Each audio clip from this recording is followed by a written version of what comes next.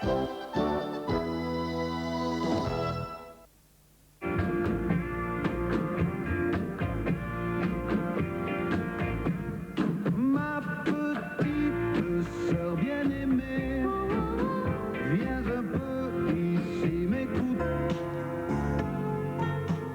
coronel Gregorio Pomar intentó poner fin a la dictadura del general José Félix Uriburu.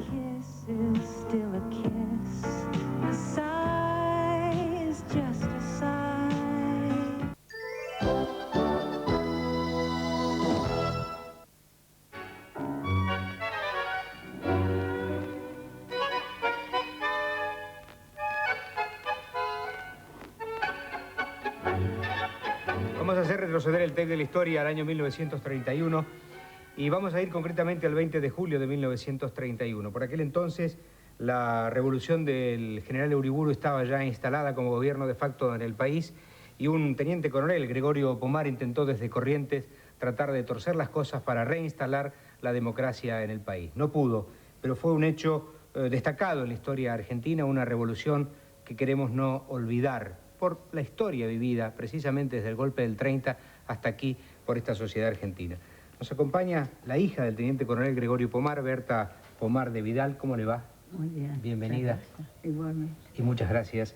Y el señor Gregorio Pomar, que es nieto, además, del teniente coronel que hoy evocamos. ¿Cómo le va? ¿Bien? Bien, Fernando. Usted me decía que estaba contenta de que pudiéramos evocar este episodio. Sí, y que que usted lo deseaba ardientemente. esperó durante muchos años. Muchos años. ¿Por qué significado especial? ¿Familiar o por Bueno, alguna reivindicación de otro tipo? Familiar, y porque me gusta que una persona que fue como mi padre fuera conocida por todos, ¿no? Por toda la gente que va a ver este programa, que es mucha.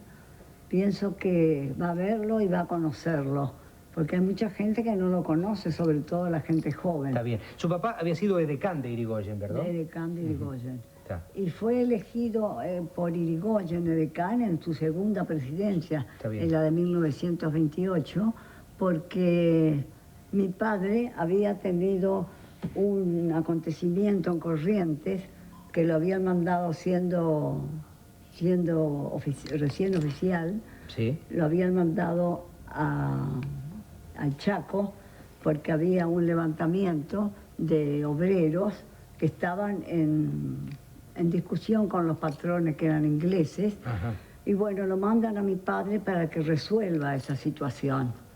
Y mi padre va y actúa y consigue que sean los obreros los que salgan beneficiados. Está bien. Eso lo recuerda Irigoyen cuando va a su presidencia. Entonces dice, quiero que sea mi edecán aquel teniente, porque él no lo conoce personalmente a Gregorio Pomar, aquel teniente que en Las Palmas del Chaco fue el que ayudó a los obreros. El que reivindicó la condición de los obreros. La condición de los Interesante obreros. anécdota de cómo él se liga, digamos, con la vida política de Irigoyen, Con la vida ¿no? política del país. Hubo Sí. antes de estos dos episodios, de este episodio, dos episodios similares, con resultado similar, originados en una huelga ferroviaria, en dos huelgas ferroviarias. Ajá, que también participa. También participan el 16 y el 18, que estando destinados en Corrientes, los mandan, también patrones ingleses en esa época, y seguramente lo que esperaban los patrones ingleses era la represión por parte del ejército, llega con la tropa y intercede y media en favor de los obreros ferroviarios. Creo que comenzamos a dibujar algún aspecto fundamental de la personalidad del teniente coronel Gregorio Pomar. Yo me voy a remitir a través del informe al hecho puntual del 20 de julio del 31, si les parece bien. ¿Cómo no? Muy bien. Por favor. Muchas gracias. El 20 de julio de 1931 estalló en Corrientes un intento revolucionario en contra de la dictadura del general José Félix Uriburu, quien meses antes había desalojado del poder al gobierno constitucional de Hipólito Yrigoyen, inaugurando el tiempo de los golpes de Estado en la Argentina. Como jefe de la revolución, soy vuestro jefe. Y os aseguro que a pesar de las acechanzas de todo orden, con que sordamente se intenta contrariarla, vuestra acción fictible, porque es empujada por la pasión generosa del bien público y no responde a intereses menguados de politiquería, ni fluye de la fuente turbia en que se elaboran bajas maniobras de caudillos o plataformas embusteras de agitadores. La revuelta fue encabezada por el teniente coronel Gregorio Pomar, un militar de sólidas convicciones democráticas que había sido edecán del presidente Irigoyen y que formaba parte de un grupo de oficiales entre los que se encontraban el general Enrique Mosconi y el teniente coronel Francisco Bosch, empeñados en la organización de un movimiento dispuesto a deponer a Uriburu y hacer retornar al país a la senda de la democracia. Debemos hacer que el ejército retorne a los cuarteles, de donde nunca debieron haber salido. Era una de las proclamas de los sublevados que, además, se habían comprometido en no ocupar ningún cargo político en el caso que triunfara la revolución. Al movimiento se plegaron numerosas unidades del ejército. Por otra parte, los dirigentes socialistas Mario Bravo y Alfredo Palacios se habían comprometido a organizar una huelga general en apoyo del intento revolucionario. Mientras tanto, el regreso al país del expresidente Marcelo T. de Alvear hacía prever que la Unión Cívica Radical se organizaría eficazmente y sería un factor decisivo en el retorno al orden constitucional. El intento revolucionario llegó a conocimiento del general Agustín P. Justo, ideológicamente contradictorio, amigo y colaborador de Alvear y aliado de Uriburu en el golpe que derrocó a Irigoyen. En un principio, prometió su adhesión al movimiento con unidades de la capital que respondían a su mando y grupos de la Armada entre los que tenía directa influencia. Sin embargo, a último momento, se apartó del intento revolucionario e intercedió para que oficiales comprometidos fueran cambiados de destino o perdieran el mando de sus tropas. La contradicción del general Justo dividió a los revolucionarios. Bosch y Alvear decidieron posponer las acciones, pero otro grupo de hombres siguió adelante al mando del teniente coronel Pomar. Sublevaron el regimiento número 9 de Corrientes con la esperanza que una vez producida la revuelta, el resto del país se plegaría. Pero cuando Pomar y sus hombres llegaron a Corrientes, se enteraron que habían sido delatados. No estaban las demás columnas que debían plegarse y no encontraron las armas y las municiones prometidas. Allí Pomar protagonizó un violento incidente con el coronel Lino Montiel, jefe del regimiento correntino, quien amenazó al militar sublevado con su sable. Pomar reprimió la agresión con su pistola y ante la agresividad de su adversario, efectuó un disparo que ocasionó la muerte inmediata de Montiel. Gregorio Pomar tomó la conducción del regimiento, destituyó al interventor de la provincia Atilio del Oromaini, al gobernador del Chaco y a las autoridades de 7 departamentos. Dispuso la custodia de los bancos, aseguró la vida y la propiedad de los habitantes sin distinción de ideologías políticas. Aceptó la colaboración de civiles, en su mayoría radicales. La ocupación duró solo 2 días y pese a que contó con el apoyo de los pueblos de Corrientes y del Chaco, no tuvo repercusión en el resto del país. En la madrugada del 23 de julio, los revolucionarios escaparon en balsa al Paraguay y pocos días después, el teniente coronel Pomar se exilió en Montevideo, en donde se reunió con los dirigentes radicales Marcelo T. de Alvear, Honorio Pueyrredón y José Tamborini, que fueron deportados luego de la frustrada revuelta. Desde tierra uruguaya intentaron otros 2 levantamientos que también terminarían en fracaso militar, pero que en medio de aquella década infame servirían para demostrar que en el ejército quedaban oficiales que creían en la democracia y apoyaban con pasión el orden constitucional. Bueno, ahí están los hechos narrados con alguna proyección histórica, digamos, con visión anterior y también con proyección posterior. Porque esas otras 2 intentonas que llegan desde el exterior, una del Uruguay y otra del Brasil. 3 son 2 en el Uruguay. Ajá. Y la última del Uruguay, de Salto a Concordia, y la última, la del año 33, del 29 de diciembre, en Paso de los Libres. Solitarias, con pocos elementos. Con pocos elementos, pero siempre con la esperanza de que se plieguen otras unidades. Había compromiso de gente que siempre en última instancia fallaba, que no se cumplía. De todas formas, yo tengo la sensación que estas intentonas, casi como que la gente que participaba sabía que iban a fracasar. Era como que era un acto quijotesco, buscando dejar sentadas banderas de una lucha que tuvieron su fruto mucho tiempo después. Evidentemente hemos conseguido consolidar la democracia no hace mucho tiempo. Hubo episodios. Yo tengo militancia política en Corrientes, yo vivo allá, y recorremos habitualmente el interior de la provincia, y me encuentro muy seguido con gente que ha estado en estos episodios, que ha participado, gente que entrega alguna cosa. No hace mucho tiempo me regalaron una fusta que había sido de mi abuelo.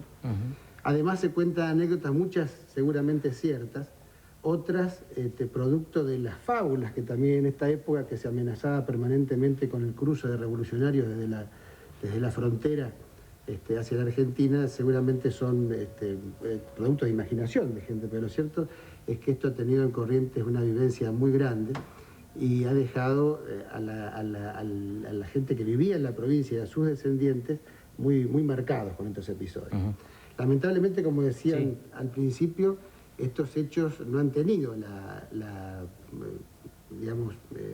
trascendencia pública en nuestros días que por lo menos a nosotros nos hubiese gustado que tenga, no por lo que significa solamente como un recuerdo familiar, sino porque son los primeros datos de reacción frente a la sucesión de golpes militares, de interrupción a los gobiernos democráticos. Siempre se habla de la interrupción de los periodos constitucionales a partir de la Revolución del 30, cuando Uriburu lo hace caer a Irigoyen. Pero estas son las primeras reacciones, inclusive de cuadros militares. De cuadros militares, en el primer momento de cuadros militares, y después gente que ya tenía comprometida su destino en una lucha que, como decía al principio, que seguramente no sabían que no tenía frutos inmediatos. Ahora, esta actitud de su abuelo, ¿no? ¿Era una actitud, digamos, solitaria, o había otros cuadros de pronto del ejército que en algún momento alentaban un retorno a la democracia y que en algún momento, bueno, se habla de que justo en un momento primero adhirió y después un poco retrocedió en sus principios, ¿no? En el 31 había mucha gente comprometida que en última instancia, no solamente por la intervención de Justo, sino por el cambio de opinión, digamos, sino porque en estas cosas siempre pasa así.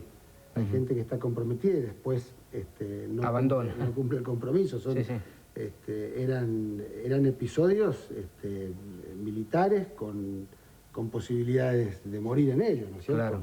Hubo en este episodio del 31 la muerte lamentable del teniente coronel Montiel, un hecho evidentemente desgraciado, pero en otros movimientos posteriores, por ejemplo en Paso de los Libres el 29 de diciembre del 33, en 2 combates en San Joaquín y en Paso de los Libres mismo murió mucha gente. Allí en Paso de los Libres, Hicho Herrera, un señor que vive en Bonplan, un paraje, el lugar próximo donde se desembarcaron cuando cruzaron, conserva la bandera que los revolucionarios tenían, una bandera argentina, que tenía bordado una leyenda que decía: por la soberanía popular, que es la libertad de la patria. Increíble. Esta bandera está manchada con sangre de la gente. ¿Y él la conserva ahí? Él la conserva. Él es hijo de Ramón Hernández, muerto en estos episodios, sobrino de otro Hernández que también participó allí, que no murió en estos episodios. En fin, está bien. Moría gente, de manera que no era fácil participar y no era, si cumplir el compromiso no era macana, ¿no? Está bien. Yo 2 preguntitas finales quiero hacer, Pomar, si me permite. Un recuerdo de su papá, no como militar, sino como papá. Como papá, un hombre extraordinariamente optimista, alegre, el que nos levantaba el espíritu a todos. Era muy cariñoso, era un hombre muy alegre. Parecía mentira que todo eso tan dulce fuera de un hombre tan temerariamente valiente. Porque era un hombre sumamente valiente. Está bien, temperamental. Temperamental. Bien. ¿Un recuerdo? Cuando fallece mi abuelo yo era muy criatura, yo tenía 7 años.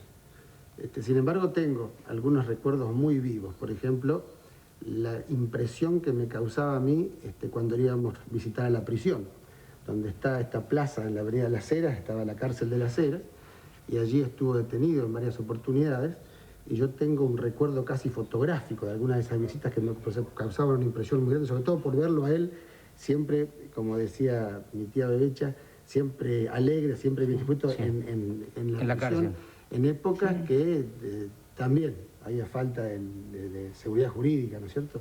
Eso es un recuerdo que mantengo muy vivo.